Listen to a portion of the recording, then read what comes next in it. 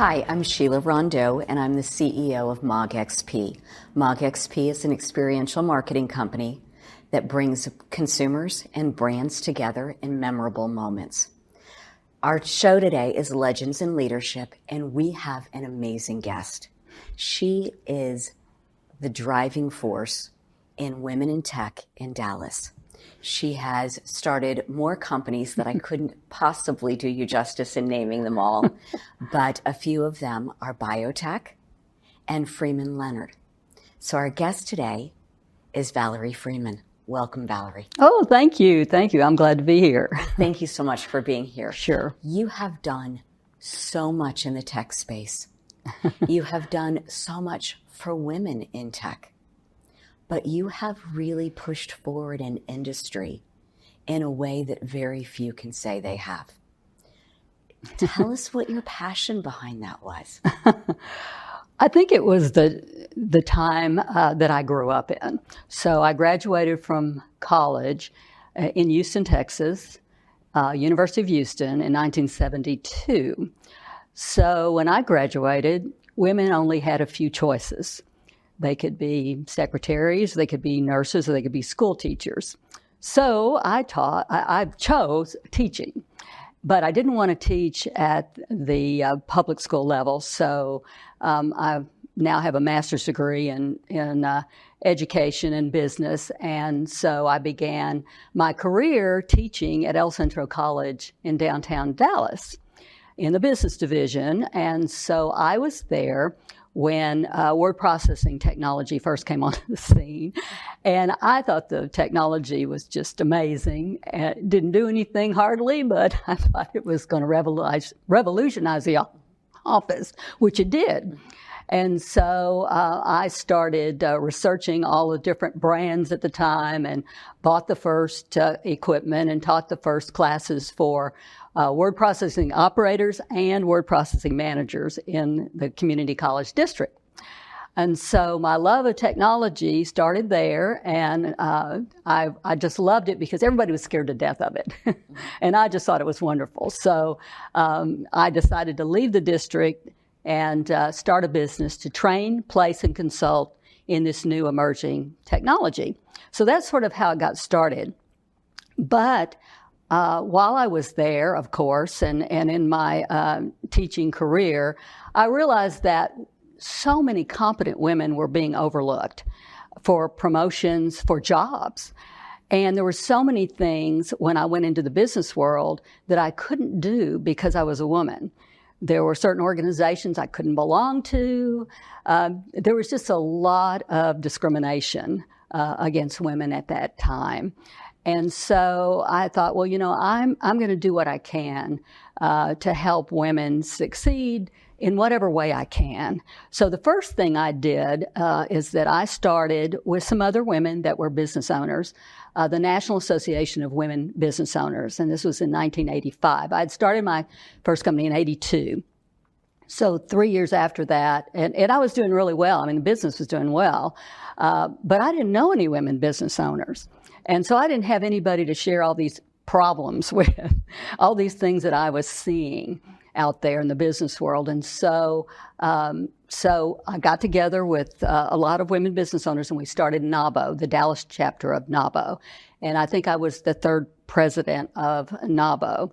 So we began to rattle the cages. We began to come up with strategies to get our members on boards of nonprofits and where the majority were men at that time. And we started thinking about sponsorships from companies that wanted to perhaps do more business with women-owned firms. And there weren't that many at the time, but it's grown over time. And so after a few years with the name of the company was WordTemps. And there were issues. I mean, I didn't know how to run a business. I never started a business before. But I figured, I'm smart enough, I can learn how to do things. And so I did. Boy, did I ever. Some good days and some bad days, I'm sure. And made every mistake you could make in the book, I think, at the time. But I kept going, and then my next company, I realized the same thing was happening in the commercial art world, where commercial artists now could ply their trade on a computer with software. So I started Art Squad, which was to train, place, and consult in this new emerging technology for commercial artists and designers and animators and so on. And that was, successful from the beginning as well. So, and not without its ups and downs, because there were recessions along the way and downturns along the way. And one of the things I remember is that I didn't realize that people weren't going to pay you on time.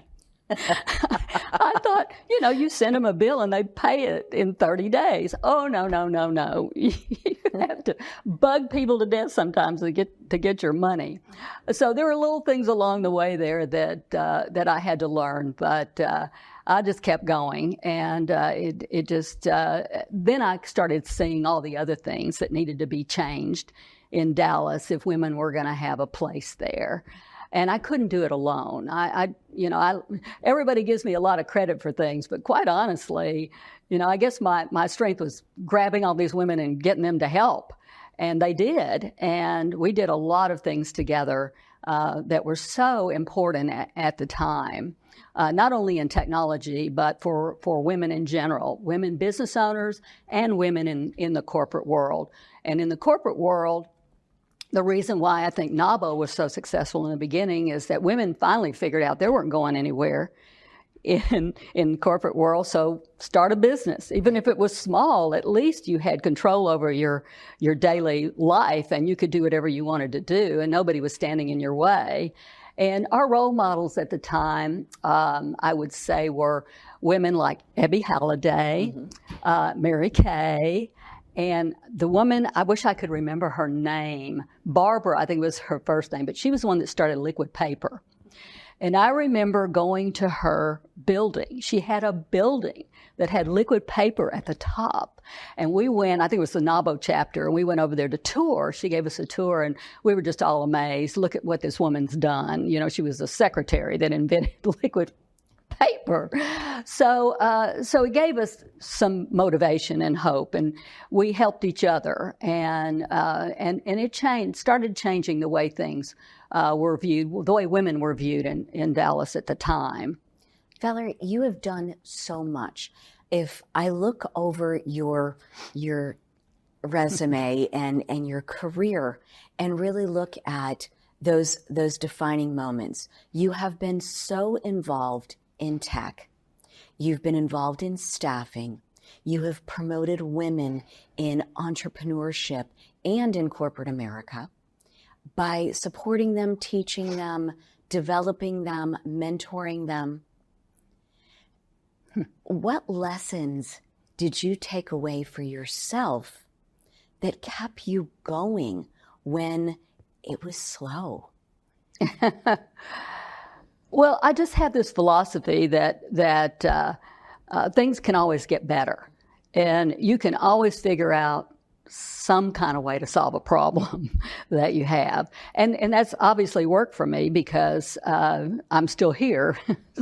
And I did sell one company, but I still have the other one. So you just know that things, and I had to learn that over the years, that things will work themselves out, and you will be able to figure out how to pivot and continue on your path. It might not be the best at the time, but it's going to change over time. Everything changes over time. And then you have to just keep going. You can't give up. And you have to have that philosophy that things will get better. Well, things for me have gotten better because of women like you who made them get better. And I look back at where business has been. My background being military, which is very, very male dominated, and then the beer business and agency life. When we look back at so many of the things that you've done, there was a ton that was based in technology, and that was kind of the core. Right. And then you had businesses that directly relate to staffing, different types of staffing, but in the the creative space or in the technology Yes. space, but again, staffing. And then you look at the amount of effort that you have put into advancing women through teaching and technology and mentoring. There have to be defining moments you look back at and think, I'm glad I did this, or wish I had done this differently. Can you share some of those lessons? What I would have done differently? Lots of things to say. One of the things that I did in the recession of 2008 is a lot of my executive friends, corporate executives mostly, friends were laid off. These are women that had worked at their companies for 15 or 20 years by that time. And they were like fish out of water. They had never networked to their advantage. There was starting to be LinkedIn, but it wasn't a big thing as big as it is now. But they had no presence online. And they didn't know how to do a resume. They didn't know how to do a bio. They didn't know how to go out and look for a job. So I started a whole group. I'm trying to remember the name of it. I think it was called C-Suite or something like that. And they would come to my office. There were probably 30 or 40 women over a period of time. And I had speakers come in to talk about all these things that they needed to be doing to get another job. But my biggest, I guess my biggest thrust of what I was teaching them is networking. That networking is your net worth. Yes. And you can't just sit at your desk and be busy all the time and not go out and meet people and engage with other women in other companies that do other things.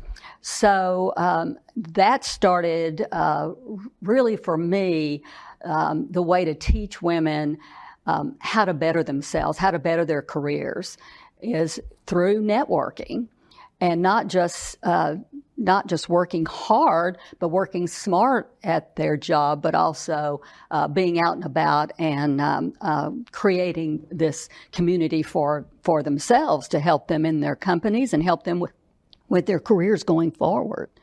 So that was one thing. That lasted a couple of years, and then we didn't need that anymore. We needed other things. Right. So one of the things that of course I learned along the way, reading all the statistics about women in technology and women in general, but women in technology specifically, is that they may start out in a career in tech, but they don't stay in it, or they start out and they never go anywhere. And so what is the problem here? And so I started encouraging women. I started going to the Alliance of Technology and Women, which were a group of probably mid-career women in tech that were trying to help themselves as a group get better and promote each other. And they were meeting at my office, the big conference center that we had at our headquarters. And I realized that they needed some help. They needed an advisory council of CIOs, that men and women that would support them and also help them raise money with sponsorship so that they could put on bigger events. And then I wanted to counsel them on the quality of their speakers and their programs. And today they have just done an absolutely marvelous job of all of those things, promoting their members. They have a great committee called Recognition Committee, and they nominate women for all these different kinds of awards. It's just incredible what they've done. Their programming is really good. They have a great executive leadership forum that's, by the way, coming up in September, where they have great speakers and a great program. And they're really trying to promote women in technology, to try to get out of this percentage where it's 20%. I mean, you look at just about every niche specialty in technology, and women are about 20% of it. And sometimes it's less than that, depending on the niche.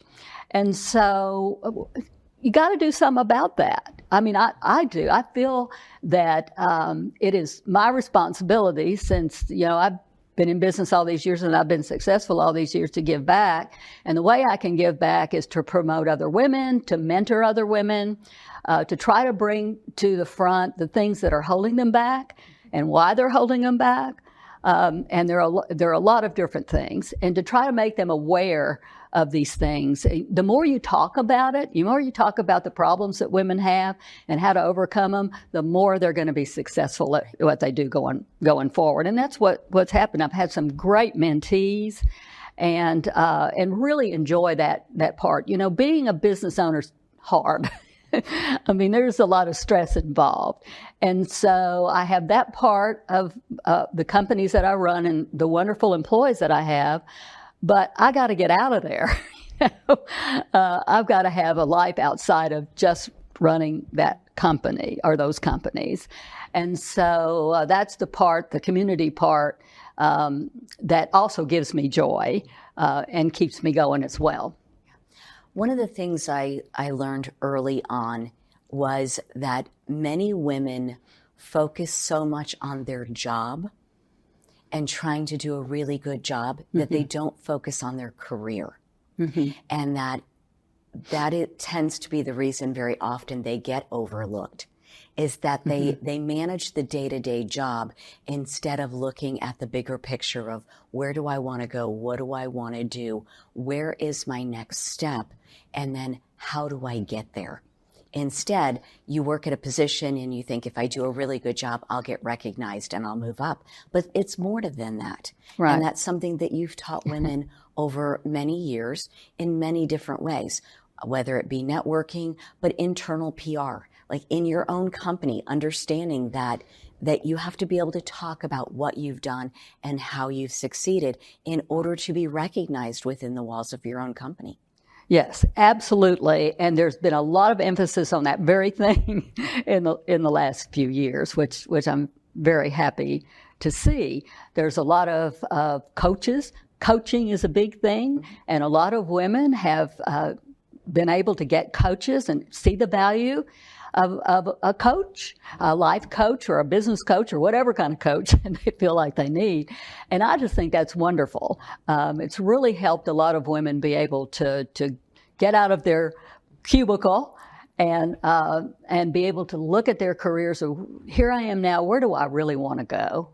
And how do I get there? And then there's all this emphasis the last, I guess, 4 or 5 years maybe, on women on boards, on corporate boards.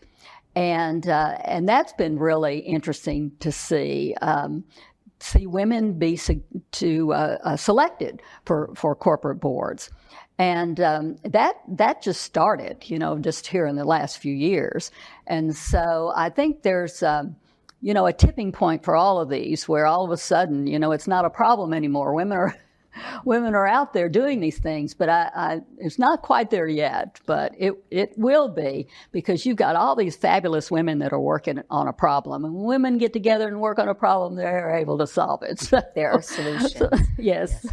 What I also see a lot of is the change in dynamics. It used to be that there was a token woman in the C-suite of a corporation. Instead, we're seeing multiple women in those positions and filling out, because there are different skills that women may be better attuned to than men, and together they make better decisions than men making decisions alone or women making decisions alone. But a joint effort, they tend to look at situations very differently.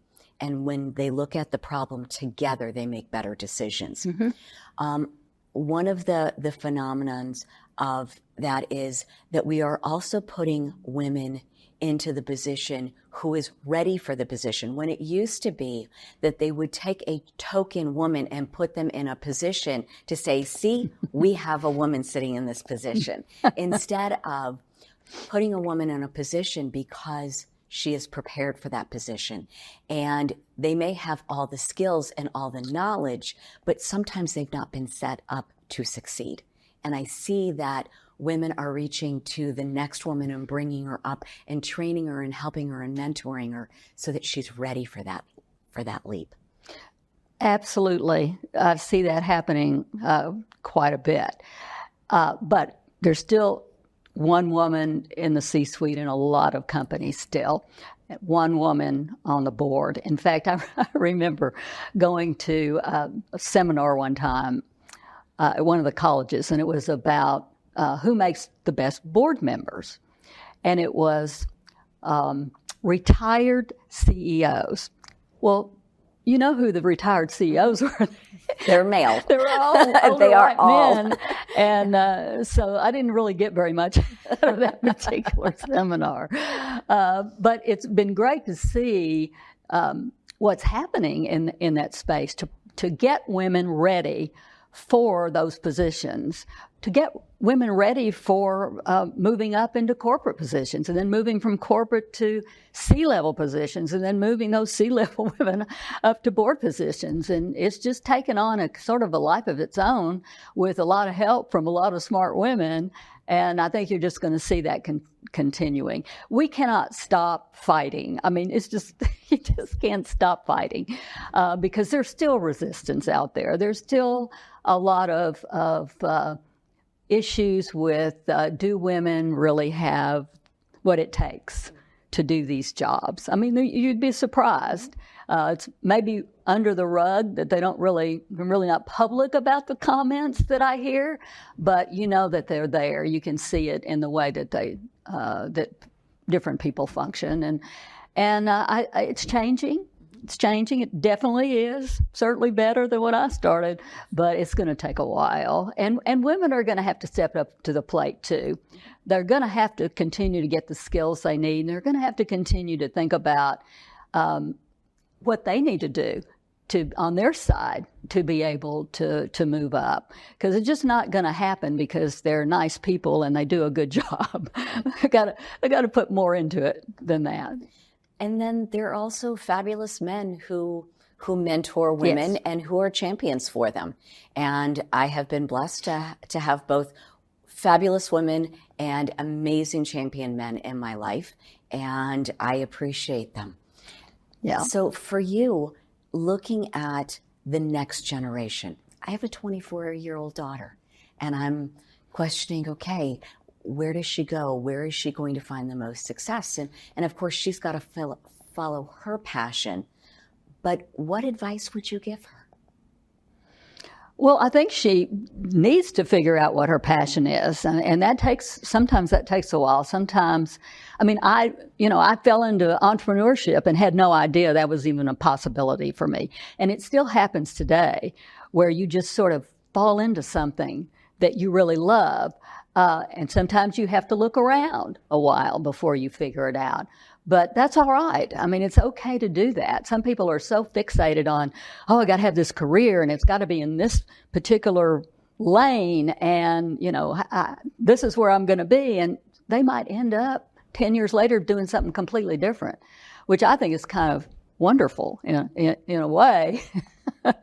But what I would tell her is to, if you don't love what you're doing, look around, talk to people, listen to podcasts, listen to what people are doing out there, and see what your interests are, or what they could be, or what it seems like that you would enjoy doing, and see if you can't move in that direction, because it's just awful to find yourself in a career that you've gone to college for and you don't like it. Oh yeah, that's a and that difficult happens, one. Yes. And that's okay. People sometimes think that's just, oh no, what am I going to do now? But what you're going to do now is you're going to figure out something even better for yourself. But you can't do it just staying in your own little lane. You're going to have to get out there and see the world and see what's out there that you might be interested in. I mean, I see, I've been in the staffing business for a long time, and yes, I've done all these other things which excite me, and there are lots of other things I'd like to be doing as going forth, and hopefully I will. Hopefully I'm not too old.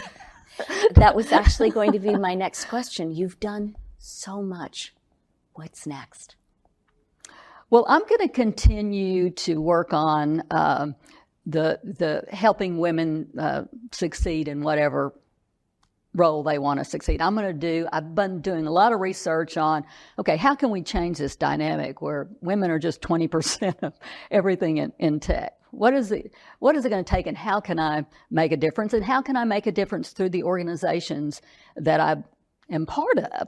Because again, like I said, I can't do it by myself. It really takes a village to change something. But maybe I can be the catalyst to get it started.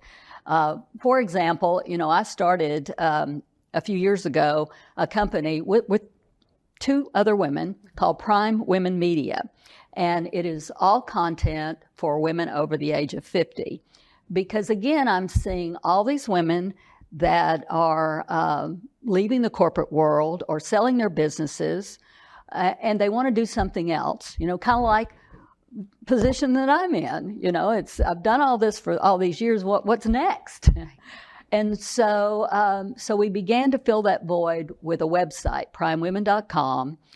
And now we've been working on something very exciting. We've been working on a TV network for all programming for women over the age of 50.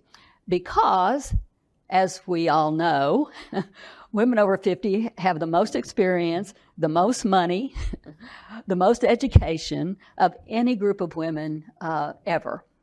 And so what are we going to do with that? And so there's so much going on for women over 50 in healthcare, in every area you might imagine. And so we've got to have something out there that shows these women what's available and what they can be looking at. And so that's sort of my next role is, and I've been working on that, but there's a lot yet to go to make that a reality. But to me, that's exciting, to try to encapsulate all of the things that we know that we have, all the advantages we have, and trying to make them into something that's going to change the world. Love it. Thank you so much. You're welcome. So this was another episode in Legends in Leadership.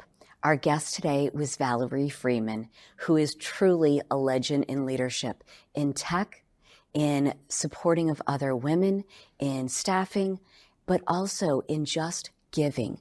Her knowledge, her time, and her abilities have been so wisely used and given so freely to so many. Thank you again, Valerie.